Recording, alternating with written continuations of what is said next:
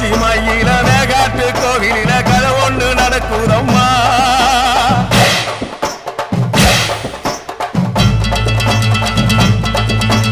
காட்டுப்புலி ஒண்ணு காயம் பட்டு போச்சே காரணம் யார் சொல்லம்மா.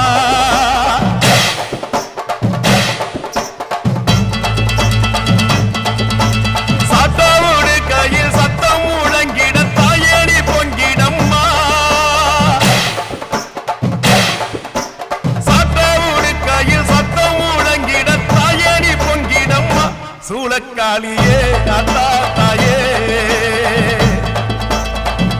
சூளக்காளியே